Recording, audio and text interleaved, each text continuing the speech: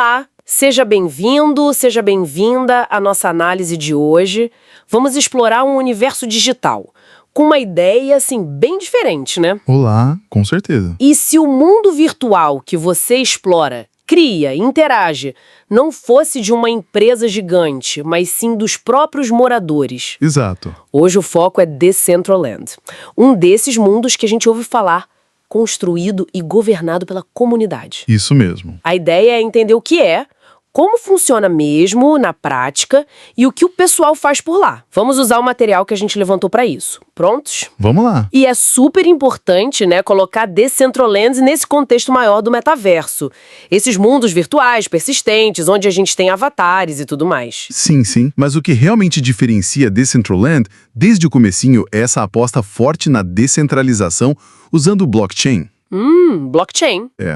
Isso significa que a estrutura de propriedade, de controle, ela foge do modelo tradicional que a gente está acostumado. Ah, interessante. A tecnologia blockchain aqui não é só um detalhe técnico, sabe? É a base. É o que permite que ter um terreno virtual, um item digital, seja algo real, verificável, que pertença mesmo ao usuário, não à plataforma. Entendi. Então, é uma mudança grande de como a gente pensa esses espaços, né? É uma mudança de paradigma, sim. Bem importante em relação aos mundos virtuais que vieram antes. Legal essa ideia. Então, para a gente entender como isso funciona mesmo, precisamos falar de dois elementos básicos que sempre aparecem: land e mana. Começando pela land. O que é exatamente essa land? Olha, pensa na land como o próprio chão de Decentraland.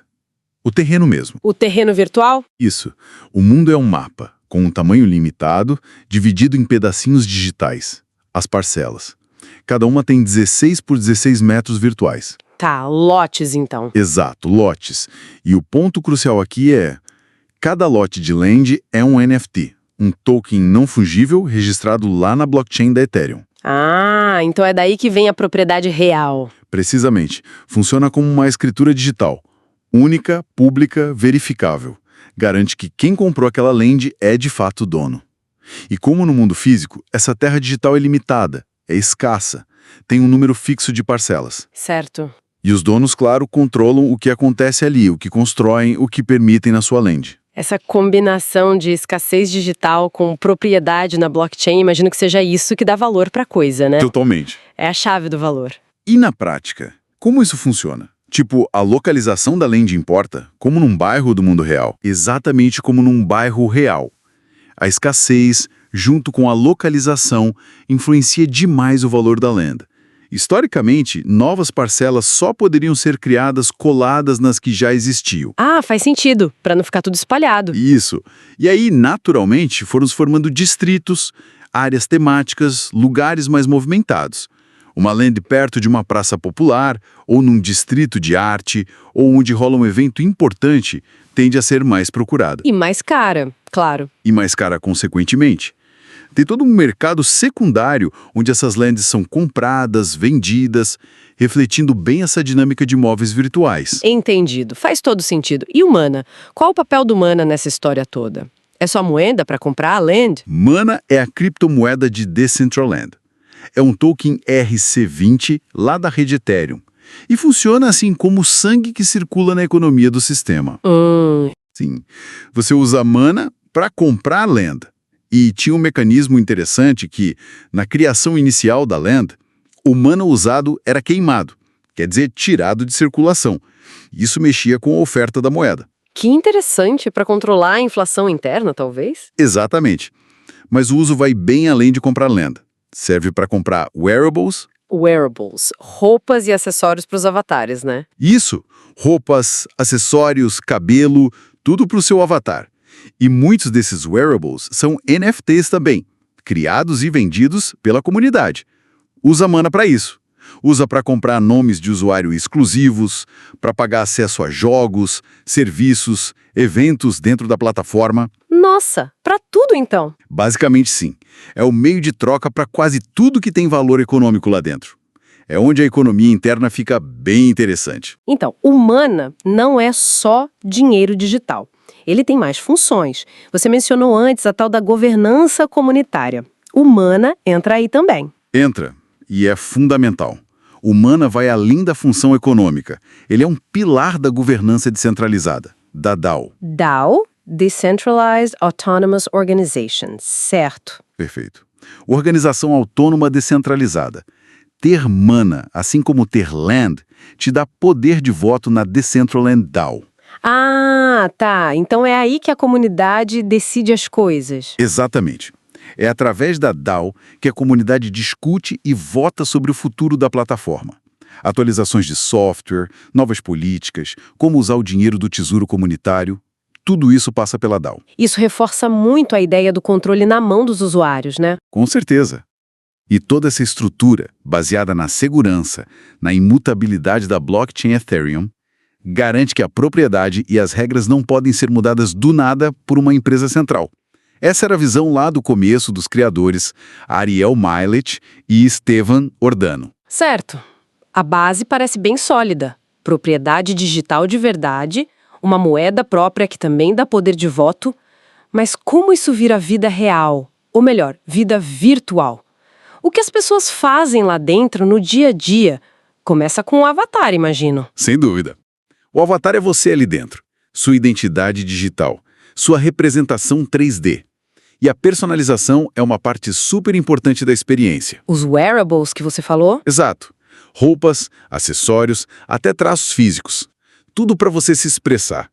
E o legal é que muitos desses itens são NFTs, criados e vendidos pela própria comunidade. Então até se vestir vira parte da economia?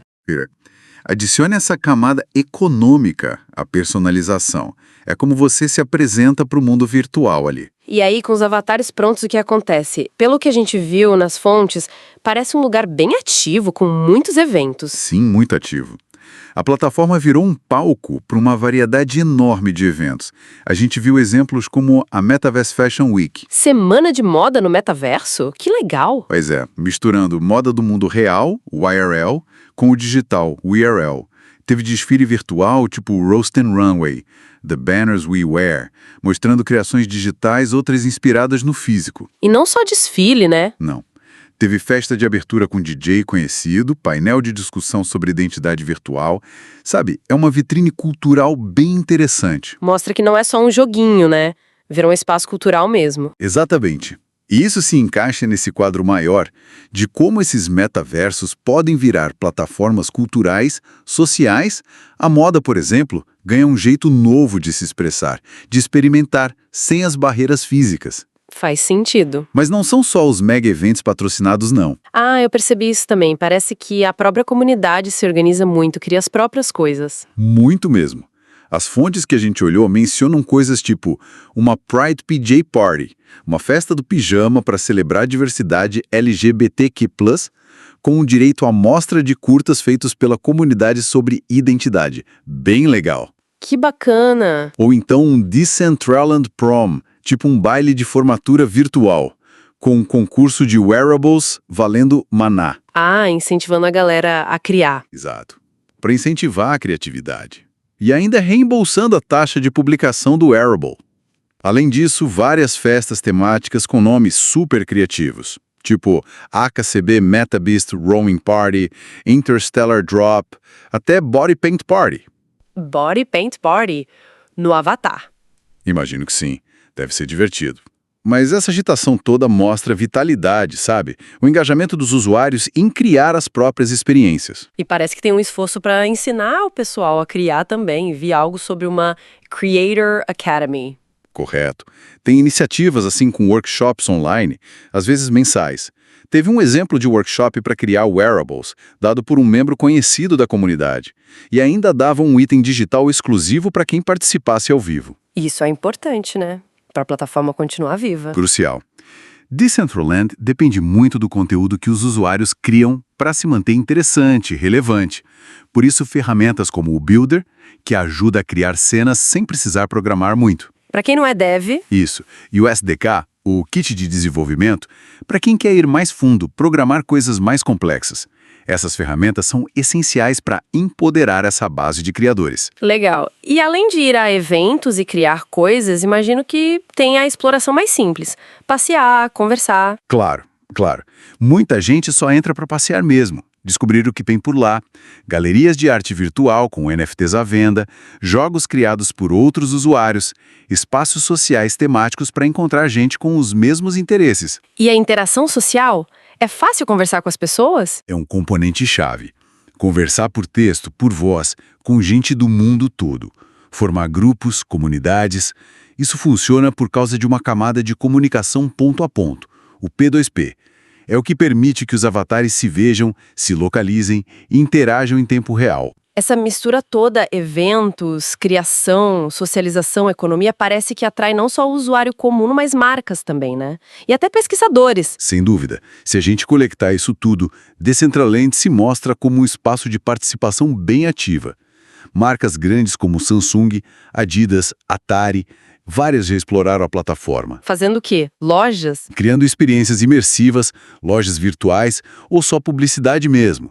É um território novo para engajar com o consumidor. Entendi. E o interesse acadêmico também existe. A pesquisa de PhD que a gente viu, analisando o engajamento em vários metaversos, incluindo Decentraland, mostra isso. Sinaliza a relevância que esses ambientes estão ganhando. Realmente. E por falar em explorar coisas novas, olha, se essa nossa análise sobre Decentraland está abrindo a mente aí para essas possibilidades dos mundos virtuais, considere se inscrever aqui no nosso canal do YouTube.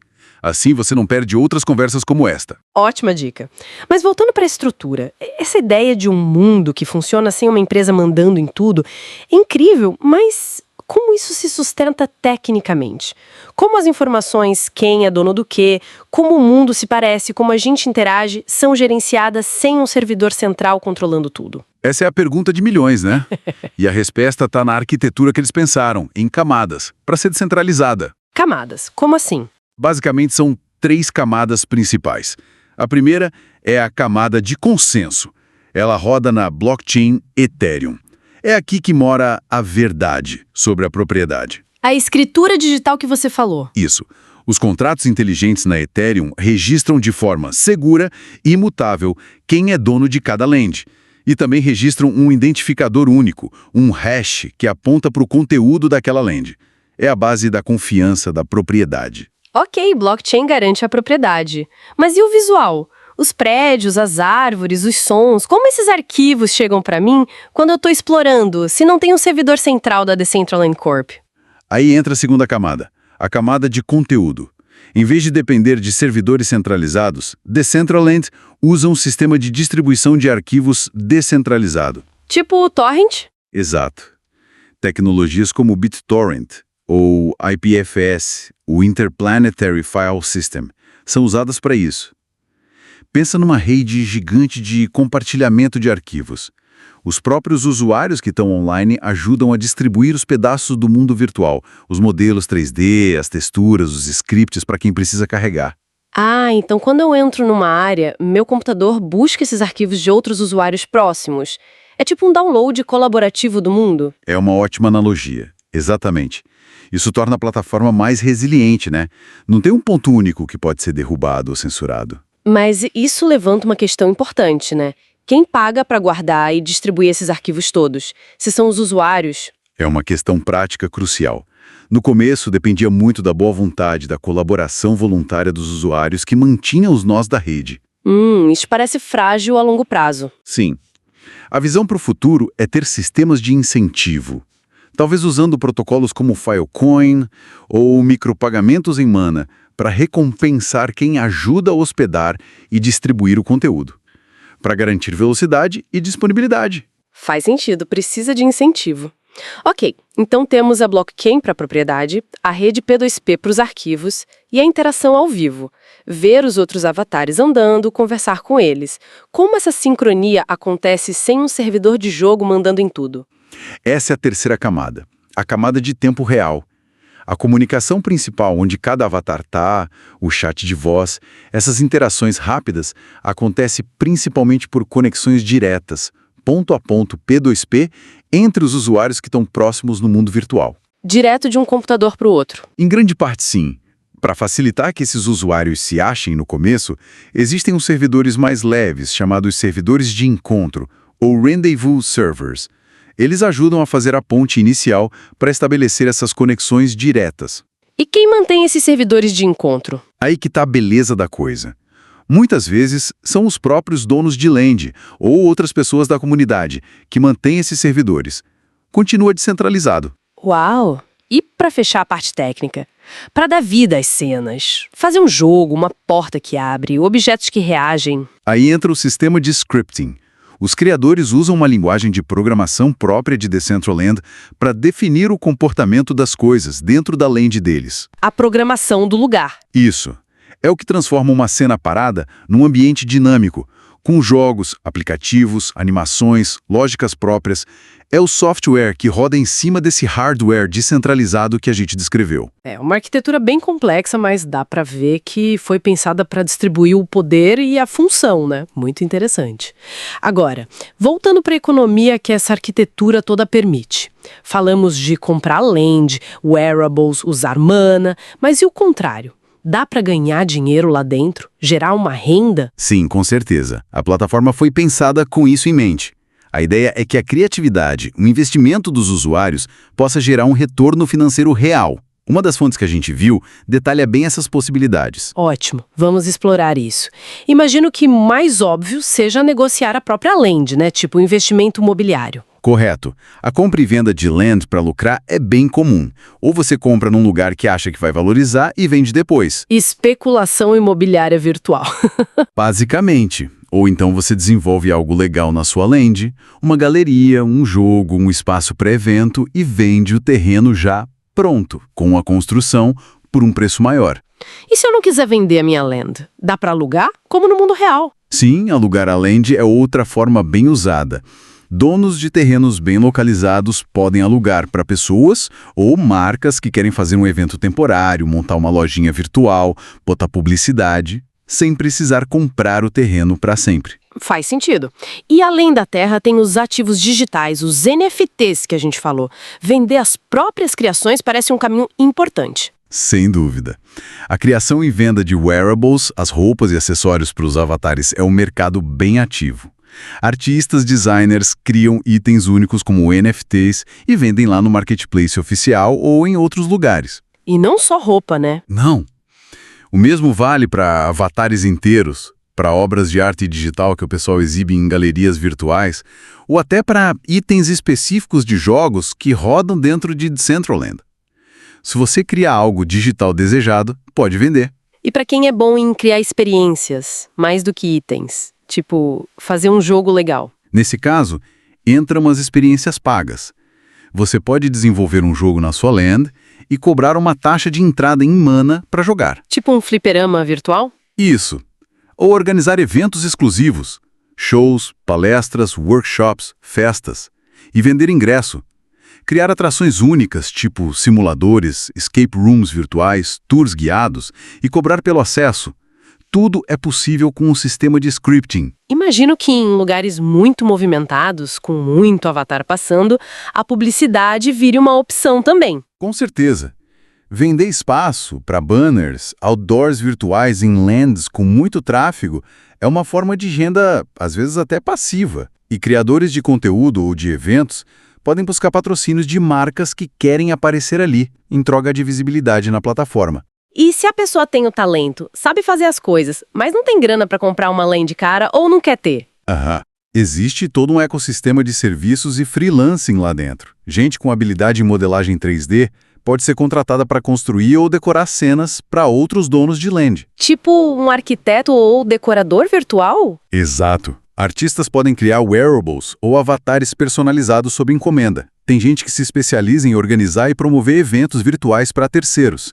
E até consultoria sobre o mercado imobiliário virtual ou como uma marca pode ter presença em Decentraland. Vira um serviço. Nossa, é muita opção direta de ganhar dinheiro. E as indiretas? Tipo, criar conteúdo sobre Decentraland fora de lá. Sim, os ganhos indiretos também são bem relevantes.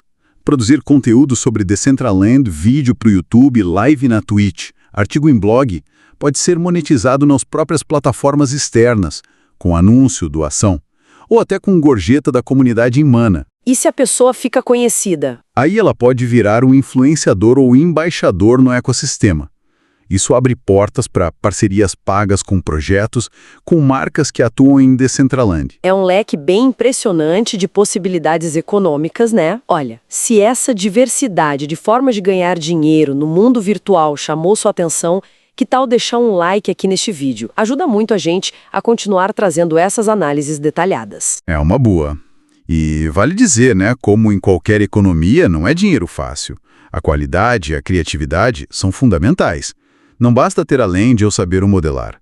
Tem que oferecer algo de valor para atrair gente, atrair clientes. Claro. E outro ponto técnico importante para essa economia funcionar bem é a eficiência das transações. Para pagar por um item baratinho, uma taxa pequena de jogo. As taxas da rede principal Ethereum podem ser caras. Verdade, as taxas do Ethereum às vezes assustam. Pois é.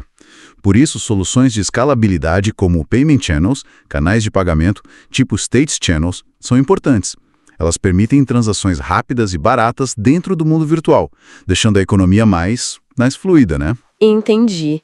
E quem define as regras dessa economia? Tipo, quanto o marketplace cobra de taxa, para onde vai esse dinheiro? Essa responsabilidade cai, de novo, na Decentraland DAO. A comunidade, votando em propostas, pode influenciar as políticas econômicas. Então a comunidade decide as taxas. Pode decidir, sim, sobre as taxas do marketplace oficial, por exemplo. E o dinheiro que entra com essas taxas geralmente vai para o tesouro da DAO. E aí, a comunidade decide como usar esses fundos. Para quê, por exemplo? Para financiar projetos de desenvolvimento da própria plataforma, dar bolsas para criadores de conteúdo que estão começando e são promissores, organizar eventos comunitários.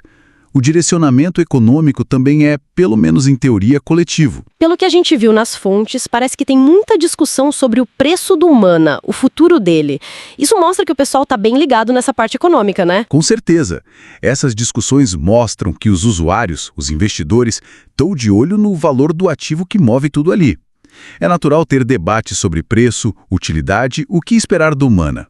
E o fato de terem regras para organizar essa discussão em lugares específicos mostra uma certa maturidade da comunidade, né? Mostra sim, mas além do preço, essas conversas podem dar pistas de como a comunidade está vendo a saúde econômica da plataforma, a demanda pelas coisas que ela oferece. E teve uma pergunta interessante numa das fontes sobre cassinos. Alguém lembrou que eram populares, mas pareciam meio vazios agora. O que a gente pode tirar disso? Olha, essa observação é um ótimo exemplo de como o Decentraland é dinâmico. Sim, teve épocas em que atividades de aposta, cassinos virtuais, tiveram mais destaque lá dentro. E por que mudou? Pode ser um monte de coisa. Mudança nas regras da comunidade, alguma questão regulatória que surgiu talvez.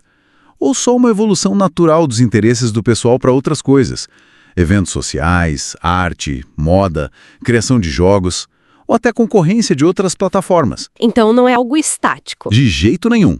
Mostra que Decentraland é um ambiente vivo que muda com o tempo, com as ações de quem está lá.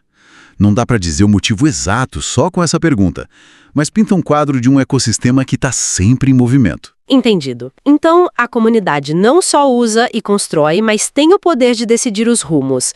Você falou bastante da DAO. Vamos aprofundar um pouquinho. Como essa organização autônoma descentralizada funciona mesmo, na prática, para tomar decisões importantes sem ter uma diretoria, um CEO? A Decentraland DAO é o coração da governança formal.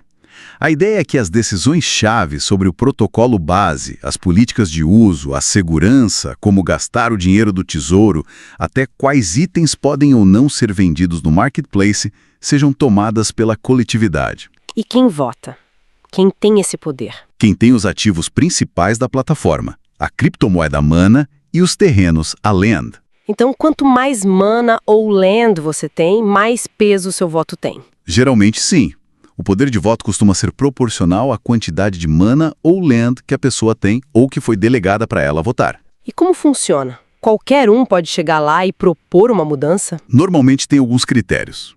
Membros da comunidade que têm uma quantidade mínima de poder de voto podem submeter propostas formais. Essas propostas detalham a mudança ou ação sugerida. E aí? Aí a proposta fica aberta para debate por um tempo. Depois, vai para votação por um período definido.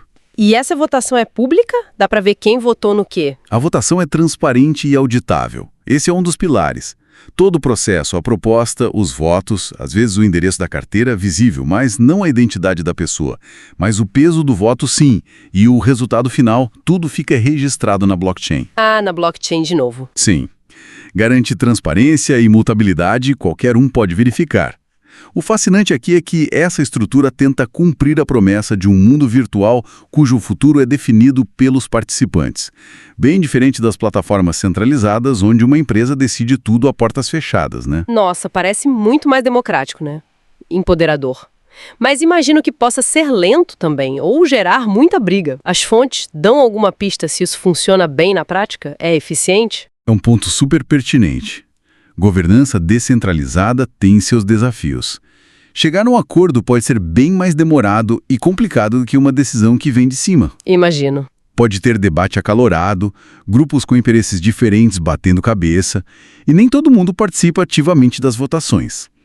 As fontes não detalharam conflitos específicos de Decentraland, mas os desafios gerais das DAOs são conhecidos. Engajamento dos votantes, risco de alguém concentrar muito poder de voto, agilidade para tomar decisões. São desafios reais. São. Mas para a filosofia de Decentraland, essa é a troca que se faz para ter controle comunitário, para resistir à censura ou ao controle de uma só entidade. É o preço da descentralização. Entendi. E olha, se essa dinâmica de governança, de economias digitais te interessa, vale a pena dar uma olhada em outros vídeos aqui do canal. A gente já explorou outros temas ligados ao Web3 e descentralização que podem complementar essa conversa. Com certeza vamos explorar. Mas como você mesmo disse, nem tudo são flores digitais nesse modelo. Construir e manter o metaverso descentralizado deve ter uns obstáculos bem grandes. Quais são os principais desafios que Decentraland enfrenta hoje, pelo que a gente viu? Assim, é uma jornada cheia de desafios. Um dos que sempre aparece é a questão da adoção em massa e do engajamento. Conseguir atrair muita gente para usar ativamente, todo dia, e, talvez o mais difícil, fazer essa galera ficar por muito tempo. Manter o pessoal lá dentro. Exato. O metaverso precisa oferecer valor, experiências legais o tempo todo para competir pela atenção das pessoas, que hoje é disputadíssima, né? E a experiência do usuário, a usabilidade, principalmente para quem não manja muito de cripto, de carteira digital, deve ser uma barreira, né? É uma barreira significativa, sim. Ter que criar carteira, comprar mana, entender o que é um NFT, navegar em interfaces que às vezes não são tão intuitivas quanto um app comum. Tudo isso dificulta a entrada de gente nova. E o visual? Roda liso? Além disso, tem o desempenho gráfico. Pode variar bastante. E a própria natureza descentralizada da distribuição de conteúdo, aquela coisa de baixar dos outros usuários, às vezes pode deixar o carregamento de algumas áreas ou objetos mais lento. E isso impacta a experiência na hora. E se entrar muita gente ao mesmo tempo, a rede aguenta? A escalabilidade é um problema? É um desafio técnico constante. A capacidade da rede P2P e da própria blockchain Ethereum.